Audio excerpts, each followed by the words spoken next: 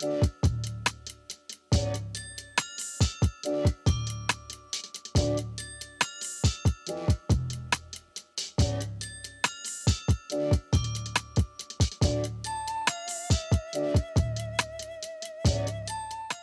you go back to our prediction episode last week, I would say this series is probably exactly where we thought it would be. You know, Leafs kind of get smacked in the mouth in game one, caught off guard. Habs play their style of game and then come back, respond the way we know they can in game two.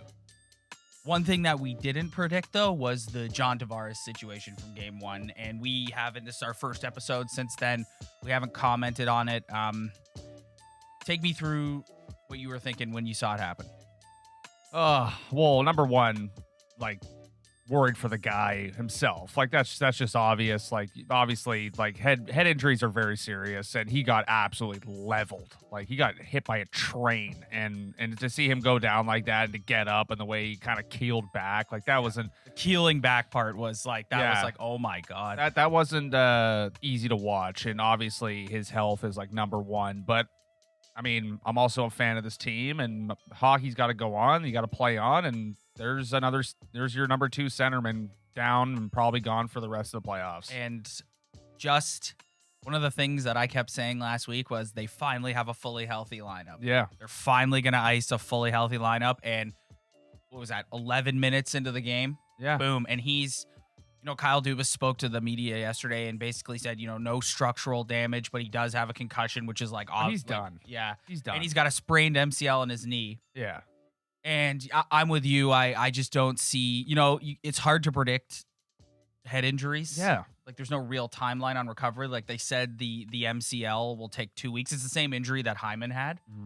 So it'll take about 2 weeks. But yeah, I just don't see a scenario where he is back at all for the rest of this playoff run, however long it goes. You see, you remember when Sid got clipped in the Winter Classic a couple of years ago, and he lingered with that for a long time. You can't.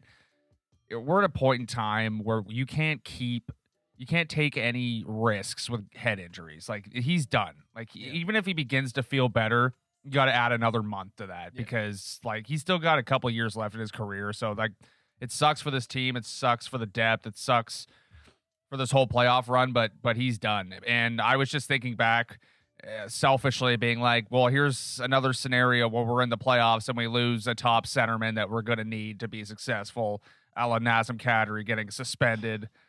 We'll talk about two that times again later previously. too. So it's like, great. Now you almost forget that they were shorthanded in those Bruins series and they still made it to 7 games without Nazem Kadri. Yep. So it's like, it sucks for the depth, but man, I just hope he can recover and be ready for next season. Okay, so let's talk about the games now. So I think the Montreal Canadiens are playing exactly how we thought they would. Slow the game down as much as humanly possible. Hit the Leafs. Physicality up and down the ice. Rely on Carey Price to make saves. And wait for your offensive chances. And that's how they won game one. Yeah. And they tried, and I thought the Leafs, you know, were rocked after the Tavares situation in game one. And then I thought in game two, you know, the Habs jump out to the 1-goal lead and we're all sitting there going like, oh my God, no. And you know what? I thought they did a good job. And one of their leaders all season for the last 2 seasons, Jason Spezza, steps up, gets a big goal, gets them back in the game. And then they just kind of took over. And I think like, that's the difference. Habs took a lot of penalties in game two as well. Yeah. That was a difference for me. Yeah. And I just think like if you allow the Montreal Canadiens to suck you into this style that they want to play, they're going to win. But if you play the way you can, it's if you're going to line up like skill versus skill, it's not even close between these two teams. It's not even close. So stay calm. You know what? You and I have been advocates in the past about like playoff hockey and don't let them push you around. And you can't do that. But at the same time, it's like that's what they're trying to do. They're trying to suck you in. Yeah. And you just got to stay out of it. Yeah. And another thing the Habs have been doing too is everything you said, but they're also kind of incorporating like a stretch pass that trying to catch the Leafs off guard to get those rush chances at the other end. They've done a pretty good job of doing that.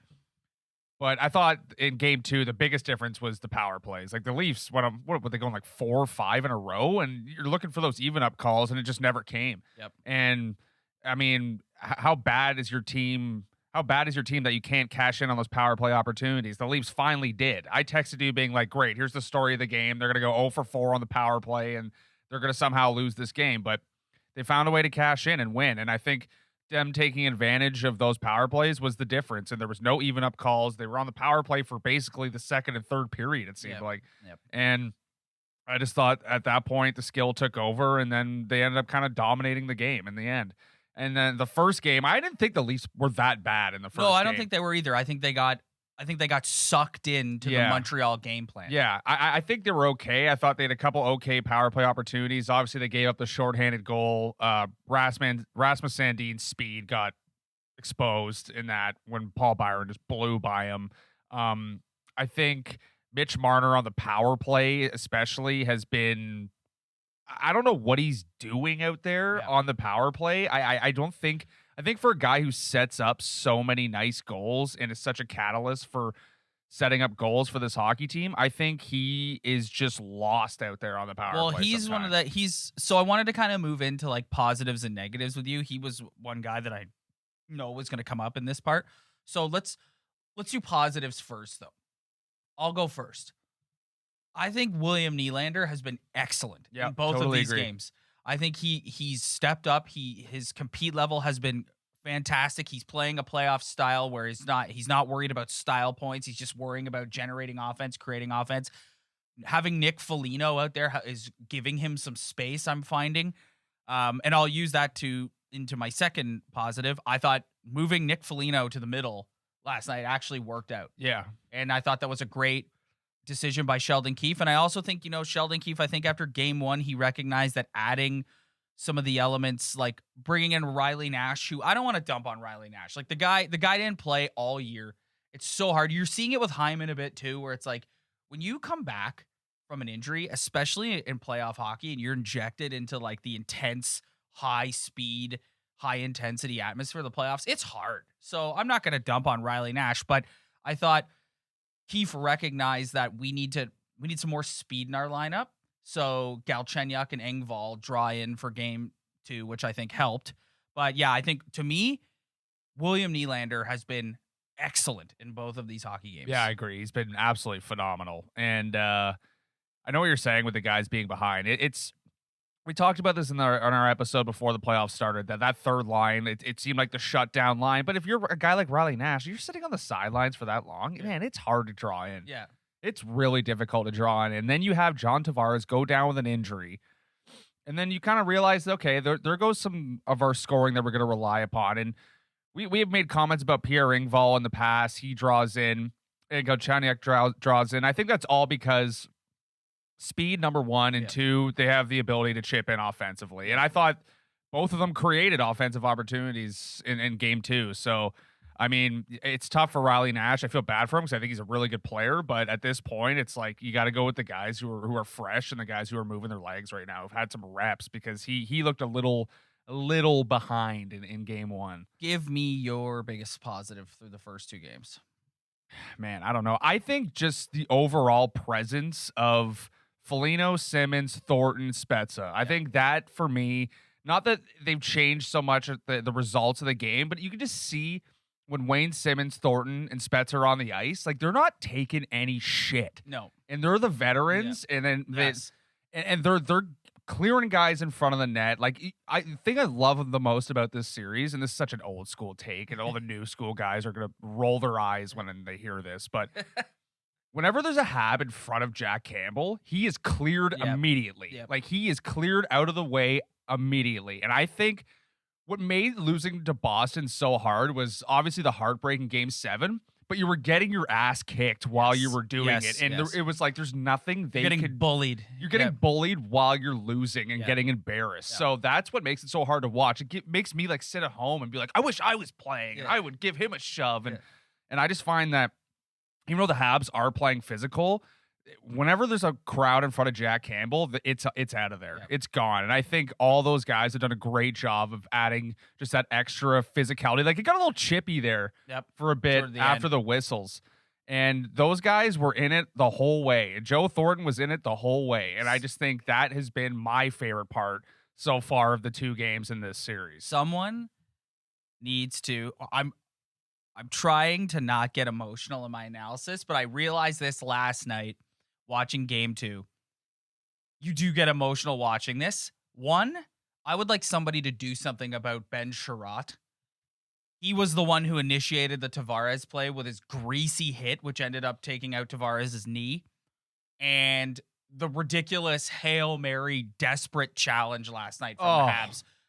Pathetic. Yeah. Pathetic. Mark Bergevin just know. in the booth. Yeah. Great salad, though. Yeah, he did. Well, it's funny because Great they've hair. got Ducharme, who has the worst hair in the National Hockey League, with Mark Bergevin, who quite honestly has the best hair in the National Hockey League. So I want to hit on Jack Campbell, too. Just continuing to do what he's done since he took the reins from Freddie, making big, timely saves. I love him. Calming everything down. I love the guy. Yeah. I thought he was phenomenal in game 1. I thought he made some great saves. Obviously, that breakaway, it's tough. Like, it's a breakaway. You're facing very good hockey players, put the puck in the net, and it was just one of those plays. But I thought game 2, he wasn't challenged as much, but he just makes me feel comfortable. Yeah. Like, at the end of the day, like, Settles everything he makes down. you feel comfortable. Yeah. And I just really like Jack Campbell. Like, he's really made me a big fan of his. Yeah. And I think he's going to continue to roll with it. It was one of my predictions going in. My predictions are pretty on point so far. Yeah, I just want to point that out. They are. You called it.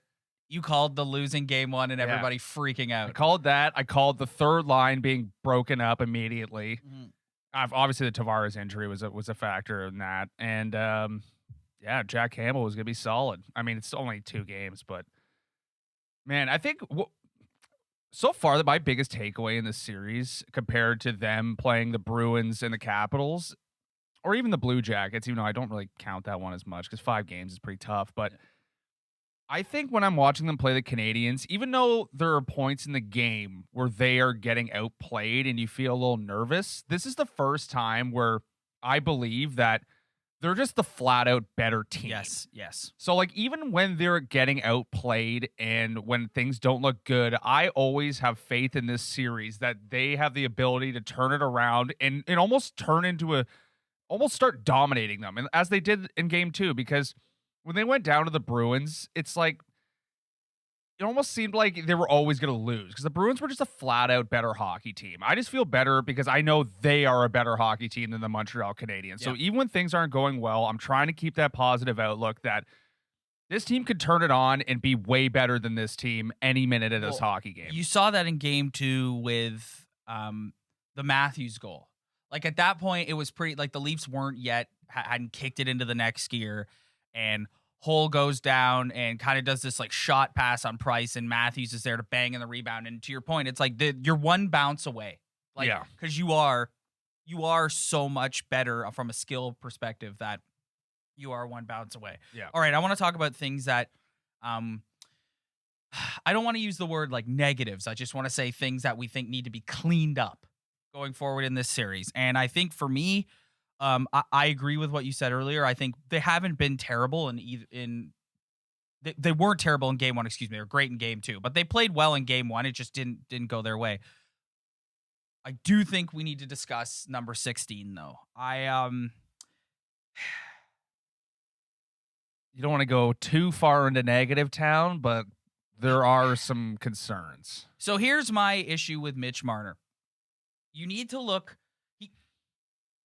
Something's not clicking. He doesn't get it. Like, when you're in a playoff style, and I know, like, you and I talk all the time about the debate about people who think that playoff hockey is different than regular season hockey, and you and I are staunchly in the camp of it is very different. And quite frankly, I don't know how you can argue that you're it's a complete idiot if you don't. Yeah. You're not watching playoff hockey. Like, if you don't all think you got, that. like, look at the Montreal Canadiens and a team that you played and dominated for the bulk of the year and how they've completely changed their style in 2 games and just clamped it way down. It's like there's no space. It's way harder. You can't create. And Mitch Marner is a player who likes to create, right? But to me, something isn't clicking in the sense that, like, you have to make adjustments and realize that this isn't the same as the regular season. Case in point, perfect example. Last night, game 2, wide open net on the backhand. All he's got to do is flip it in on the backhand, right? But it's Mitch Marner. So we got to get our style points first. Yeah. So instead of just flicking it in and adding to the lead, nope, we got to try and curl it back around and tuck it in and then do the celly behind the net. And it's like, to me, it's just like, dude. And one of the reasons why I've praised William Nylander's game is because I think he's dropped that.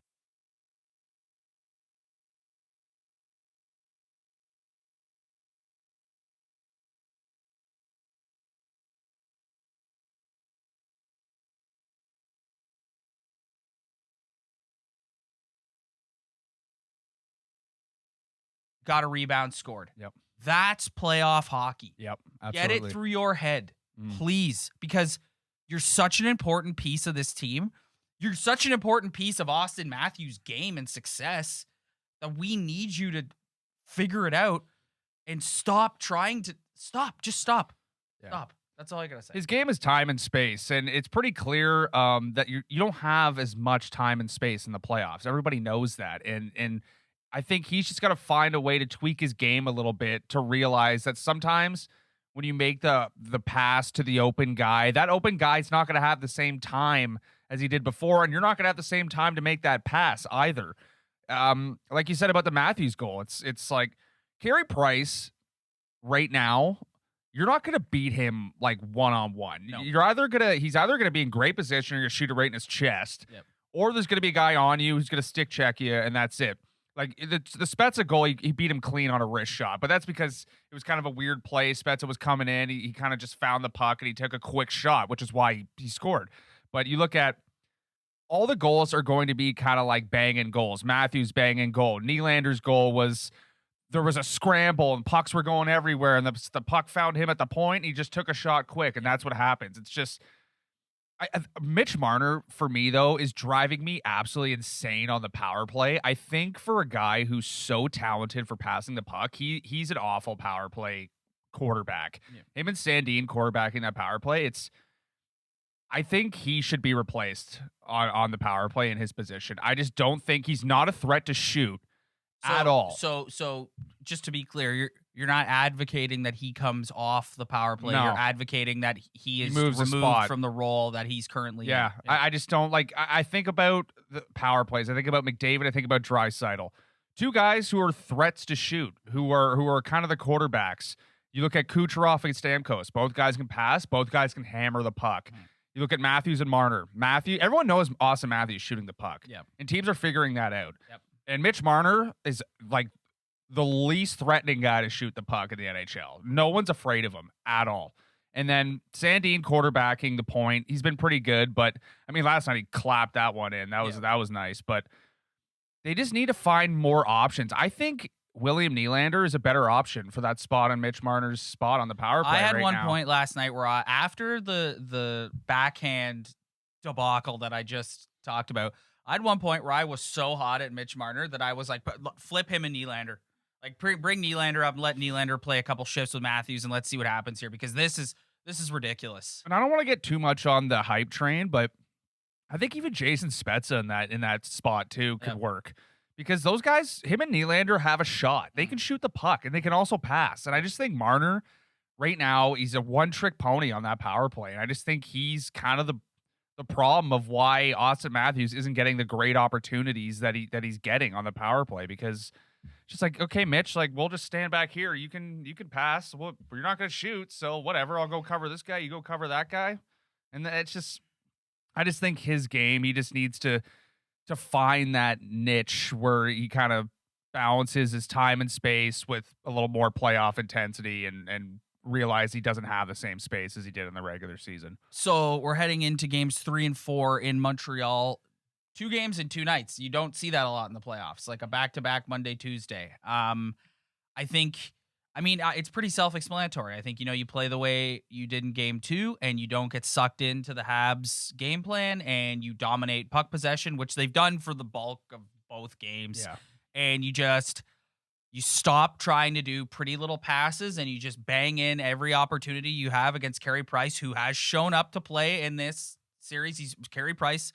Sure, they scored 4 on him, but I think that he's been pretty damn good. Yeah, he's been pretty damn good for those 2 games. So just keep doing what you're doing in game 2, and they should be able to win this series, in my opinion. Yeah, they got to get pucks on net. Like, it's just as simple as that. Get pucks on net. Anything could happen in the playoffs.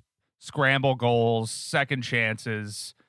That's how you score in the playoffs. That's how you win. So 2 things I want to discuss quick before we get out of here. I've been watching a lot of the other series around the league, and so a couple observations. One, the Boston Bruins just win hockey games, win playoff games. That's what they do. They just win playoff games, and they get in your opponent. Like, they're up and down in every head of every Washington Capital player, and they've just been there before, and they know how to win, and they know how to intimidate, and you just watch them do it, and it's crazy. I think whoever comes out of this Canadian division is going to be at a monstrous disadvantage going to the States to play in these full buildings. You watch the crowds in like Carolina. That place is rocking and rolling. And what a difference it makes having people in the stands. Yeah.